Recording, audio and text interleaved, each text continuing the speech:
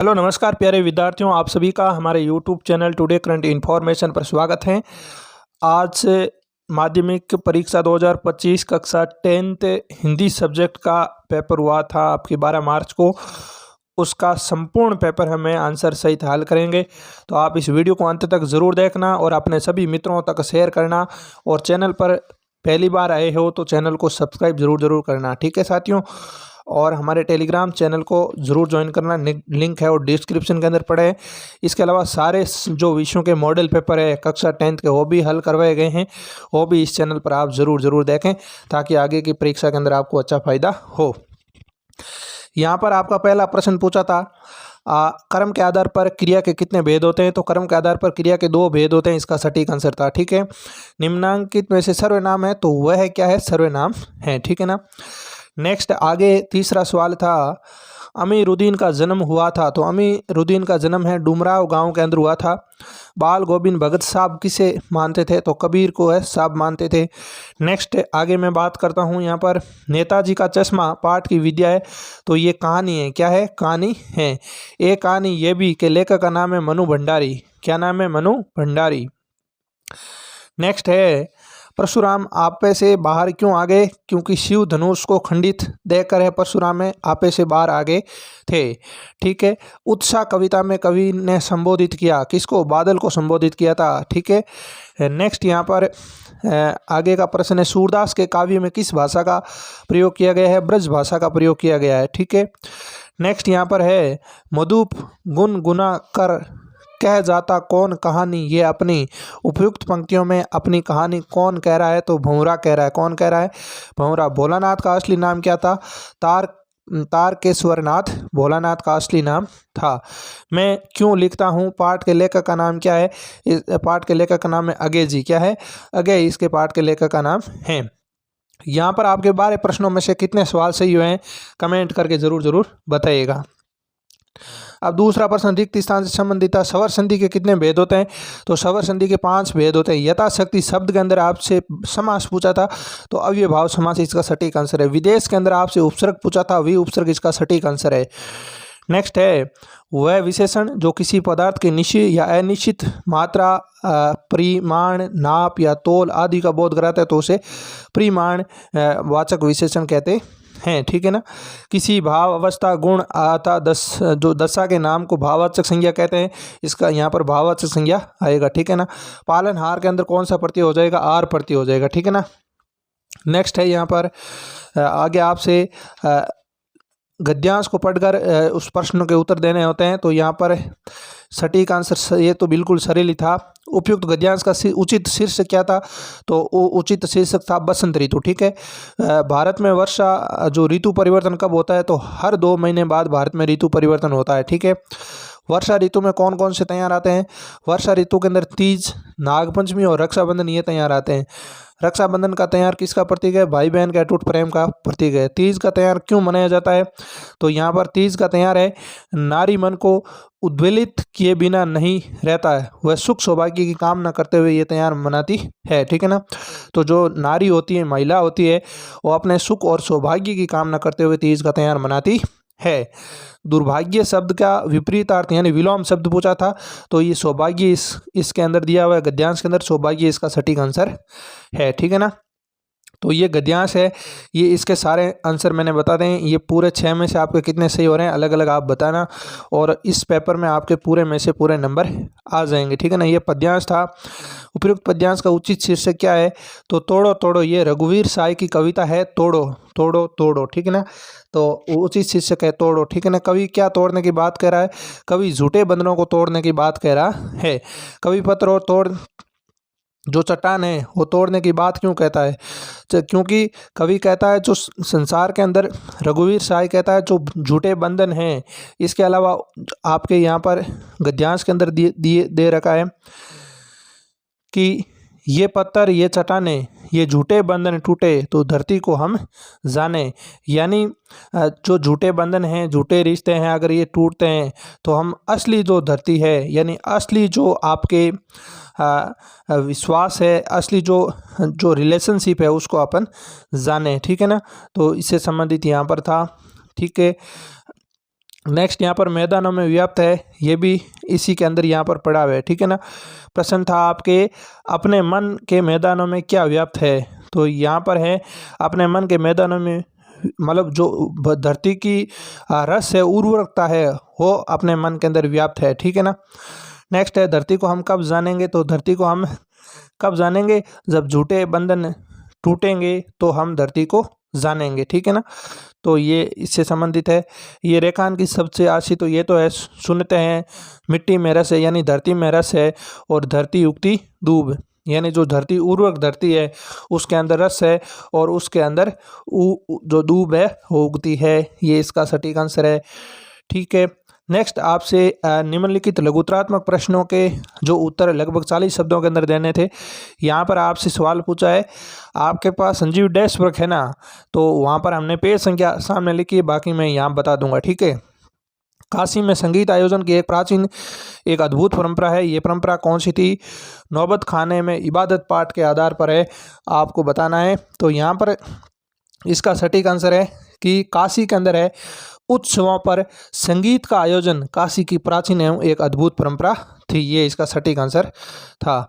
मनु भंडारी ने अपनी माँ को धरती से ज़्यादा धैर्यवान और सहनशील क्यों बनाया, तो यहाँ पर इसका सटीक आंसर है, यहाँ पर आपकी जो पुस्तक है ना, जो कक्षा 10th की पुस्तक है सिटीज़, उसके अंदर आप है वो 70 नंबर पेज संख्या पर जाओगे ना, तो वहाँ पर इसका सटीक आंसर मिल जाएगा। नीचे से आपके 5वीं 6ठी लाइन के अंदर ये इसका सटीक आंसर पड़ा है। तो यहाँ पर इसका सटीक आंसर है कि धरती से कुछ ज़्यादा ही धैर्य और सहनशील थी, और शायद उनमें पिताजी के हर जो ज्यादती को अपना प्राप्य और बच्चों की हर उचित अनुचित फरमाइश और जिद को अपना फर्ज समझकर बड़े सहज भाव से स्वीकार करती थी। ये इसका सटीक आंसर है, ठीक है ना। तो नेक्स्ट आपसे सवाल पूछा है, पेज संख्या आपके संजीव डैशवर संजीव है ना, उसकी यहाँ पर संगतकार कविता की मूल संवेदना पूछी है, पेज संख्या 62 पर इसका सटीक आंसर है, वहाँ से आप देख सकते हो, बाकी मैं इसका आंसर बोल कर आपको बता रहा हूँ, ठीक है ना। तो यहाँ पर संगतकार कविता में जो संगतकार का महत्व बताया गया है, वह मुख्य गाय के पीछे पीछे चलता है, उसके स्वर को बिखरने नहीं देता है और उसे सफलता दिलाने में महत्वपूर्ण भूमिका निभाता है, अतः उसे भी पूरा सम्मान मिलना चाहिए। ये इस कविता की मूल संवेदना थी, मूल आपके संवेदना थी। नेक्स्ट है, उत्साह कविता में निराला ने बादल को किसका प्रतीक बताया, आपके पेज संख्या 42 पर है, वो इसका सटीक आंसर है, ठीक है ना। तो उत्साह कविता में जो बादल शिष्य कविता में जोश पौरुषी और क्रांति का संदेश देना चाहता है और इससे आह्वान करना चाहता है, गड़गड़ाहट के साथ प्यासी धरती की प्यास बुझाने के लिए कवि कहता है, ठीक है ना। तो ये इससे संबंधित थी। नेक्स्ट है आपके, भोलानाथ को खाना खिलाने के लिए मैया क्या क्या उपक्रम करती थी, माता का अंचल पाठ के आधार पर आप इसका सटीक आंसर देते हो, ठीक है ना। तो इसका सटीक आंसर आपके संजीव डैशवर की 138 पेज संख्या पर पड़ा है, ठीक है ना। लेखक का अपने पिता से अधिक जुड़ाव था, पिता से गोरस और भात खाने के बाद भी मैया को लगता था कि बच्चों का पेट अभी भरा नहीं है। लेखक को खाना खिलाने के लिए मैया तरह तरह की युक्तियों का सहारा लेती थी। वह पिता से कहती थी कि पुरुष बच्चों को खाना खिलाने नहीं जानते हैं, तब वह अलग अलग तोता, मैना, कबूतर, हंस, मोर आदि बनावटी नामों को सहारा लेकर ये कहते हुए खिलाती कि जल्दी खा लो नहीं तो उड़ जाएंगे। लेखक की खुशी खुशी खाना खा लेता था। तो ये इसका सटीक आंसर था।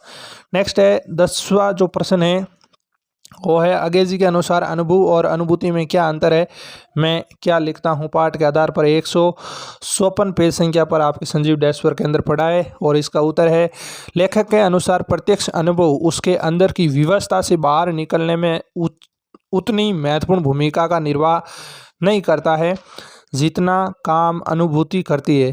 प्रत्यक्ष अनुभव वह है जो हम घटित होते हुए देखते हैं, परंतु अनुभूति संवेदना और कल्पना के सारे सत्य को आत्मसात कर लेती है, जिससे अप्रत्यक्ष घटना भी आँखों के समक्ष जलवंत प्रकाश बन जाती है, जिसे देखकर ही अपनी व्यवस्था से छुटकारा पाया जा सकता है। वह स्वयं को जानने के लिए प्रेरित होता है। इसलिए लेखक ने अनुभूति को अधिक महत्व दिया था।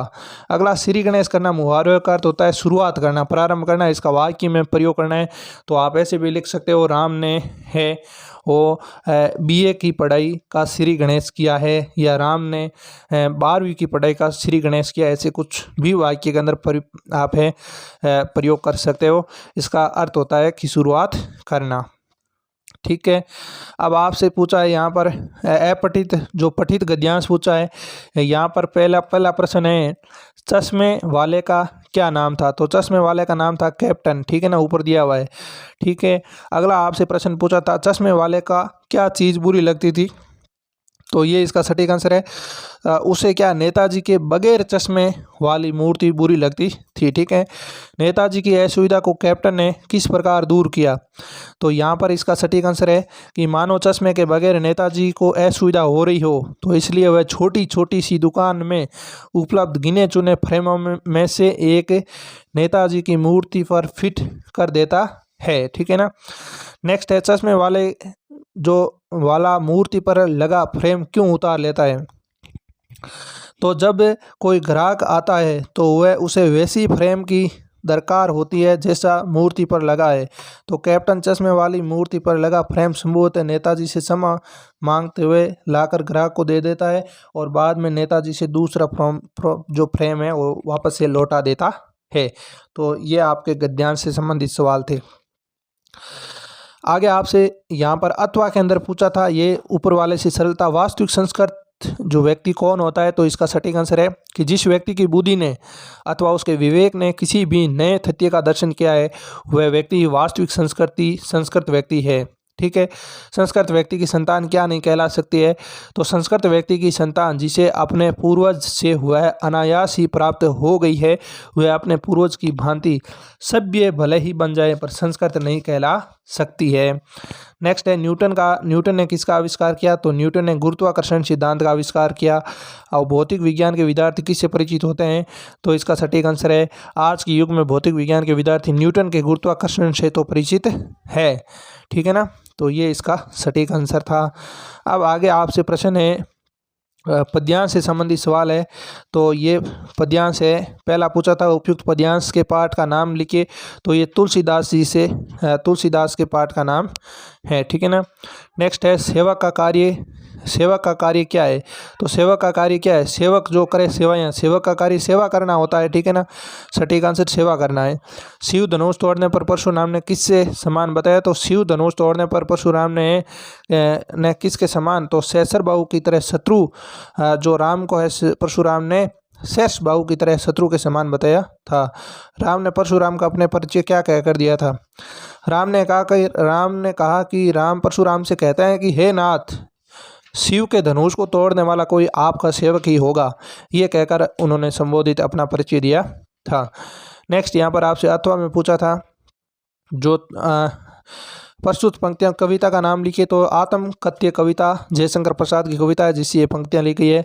कवि क्या गाने में असमर्थ है? कवि मधुर क्षणों की तथा उससे साथ खिलाकर हंसने वाले बातों की जो गाता गाने में अपने आप को असमर्थ पा रहा है। नेक्स्ट है, कवि क्यों जाग गया? तो कवि भूली स्मृतियों के शोभन में देखकर है जाग गया था। नेक्स्ट है, कवि को क्या नहीं मिला? तो कवि को सुख नहीं मिला। ये इसका सटीक आंसर है। अब आगे आपसे संबंधित जो सवाल है ये मैं आप चाहो तो सीधे बता देता हूँ या फिर पेज संख्या बता दूँ, वहाँ से आप सारे देख लेने ताकि आपकी सरलता होगी। ठीक है ना। बाल गोविंद भक्त की मृत्यु कैसे हुई? ये आपके 82 पेज संख्या पर पड़ा है, वहाँ से आप देख लेना। ठीक है ना। एकदम सटीक आंसर वहाँ पर लिखा गया है कि बाल गोविंद भक्त प्रभु भक्त थे, उनका जीवन भक्ति में ही बीता और वह जीवन के अंतिम सांस तक भक्ति पद गाते रहे और इनके साथ ही वह स्नान ध्यान व्रत नियम की निश्चित क्रियाएं अंत तक निभाते रहे और इस प्रकार उनकी जो मृत्यु है उन्हीं के अनुरूप हुई। शाम को प्रत्येक दिन की तरह भजन गाए और रात को बिना किसी कष्ट के दे त्याग दी, माला का एक एक दाना बिखर गया। ठीक है ना। तो ये बाल गोविंद भगत से संबंधित थी। नेक्स्ट यहाँ पर आप स्वयं में देख लेना। पेज संख्या 91 पर इसके अथवा का उत्तर पड़ा है। लेखक के सेकेंड क्लास के डिब्बे में चढ़ने पर पहले से वहाँ बैठे नवाब ने क्या प्रतिक्रिया दी, लखनवी अंदाज में आप उसका लिख सकते हो। तो यहाँ पर इसका लिख सकते हो आप कि लेखक का उस डिब्बे में आना नवाब साहब को अरुचिकर लगा और उनके चेहरे पर असंतोष के भाव स्पष्ट रूप से दिखाई पड़ रहे थे, जैसे लेखक का स्तर नवाब साहब के बराबर बैठकर यात्रा करने को न हो। ये इसका सटीक आंसर है। नेक्स्ट है, हमें हरी हारिल की लकड़ी, गोपियों ने हरी को हारिल की लकड़ी क्यों कहा, ये संजीव डेश्वर की पेज संख्या 10 पर आपके अवेलेबल है। इसका सटीक आंसर वहाँ से आप देख सकते हो कि हारिल पक्षी अपने पंजों में रात दिन लकड़ी के टुकड़ों को थामे रहता है, उसी प्रकार गोपियाँ भी श्री कृष्ण को दिन रात अपने मन में बसाए रखती है और इसी समानताधार पर वह श्री कृष्ण को हारिल की लकड़ी कहती है। ये इसका सटीक आंसर है। नेक्स्ट है, दंतुरित मुस्कान कविता का सारांश स्पष्ट करना है। तो इसका सारांश है विद्यार्थियों कि ये दंतुरित मुस्कान शिशु सौंदर्य के प्रभाव को व्यक्त करने वाली कविता है। कवि कहता है कि नए नए शिशु की मनमोहक छवि में मनुष्य को प्रभावित करने की असीम शक्ति होती है और इस छवि में ही जीवन का संदेश समाया रहता है। नैना शिशु अपने नए दांतों के साथ प्रसन्न होकर मुस्कुराता है तो जैसे मुर्दे में भी जान आ जाती है, कठोर से कठोर मन भी पिघल जाते हैं। शिशु की इस निर्दोष मुस्कान के अद्भुत शक्ति समाई रहती है, यही संदेश कविता में व्याप्त है। ठीक है ना। तो ये आपके पेज संख्या लिखी हुई है आगे, वहाँ आप थोड़ा और देख लेना, बाकी मैं आपको वाक्य करके वाक्य के साथ बताता हूँ। आगे है, मंगलेश डबराल अथवा सूर्यकांत त्रिपाठी संबंधित व्यक्तित्व करते हुए। मंगलेश डबराल का पेज संख्या 54 पर पड़ा है, सूर्यकांत त्रिपाठी का 35 पर है, यतेंद्र मिश्र का 108 पर पड़ा है संजीव डेश्वर में, और आपके जो आनंद साहब का है वो 121 पर पड़ा है। ठीक है। नेक्स्ट है जो खेदुम वाला, खेदुम के 1 किलोमीटर के एरिया के बारे में जितेन ने उनको क्या कहा, तो ये बुक के अंदर पेज संख्या 22 पर पड़ा है। तो मैडम ने खेदुम कहता है कि पूरे 1 किलोमीटर का एरिया है और यहाँ देवी देवताओं का निवास है और यहाँ जो गंदगी फैलाएगा वह मर जाएगा। तुम लोग पहाड़ों पर गंदगी नहीं फैलाते हैं। उसने जीभ निकालते हुए कहा, नहीं मैडम, पहाड़ नदी झरने हम इनकी पूजा करते हैं और उन्हें गंदा करेंगे तो हम मर जाएंगे। तभी गैंगटॉक इतना सुंदर है। मैंने कहा, गैंगटॉक नहीं मैडम, गंतोक कहिए, इसका असली नाम गंतोक है, गंतोक का मतलब है पहाड़। ठीक है ना। इस प्रकार से यहाँ पर पेज संख्या 22 पर इसका सटीक आंसर पड़ा है। एक अर्थ में मैं स्वयं हिरोशिमा के विस्फोट का भोक्ता बन गया। लेखक का ऐसा कब अनुभव हुआ। ठीक है ना। तो ये भी इसका यहाँ पर पेज संख्या 154 पर इसका सटीक आंसर है। लेखक हिरोशिमा की घटित अणु बम से हुए नरसंहार के बारे में जानकर तथा जापान यात्रा काल में विस्फोट के कुप्रभावों को प्रत्यक्ष देखकर भी भोक्ता नहीं बन पाया। एक दिन वह हिरोशिमा नगर की सड़क पर अकेला घूम रहा था, तब उसकी दृष्टि एक पत्थर पर पड़ी और उस झुलसे हुए पत्थर पर एक मानव की छाया छपी हुई थी। विस्फोट के समय कोई आदमी उस पत्थर पर खड़ा होगा।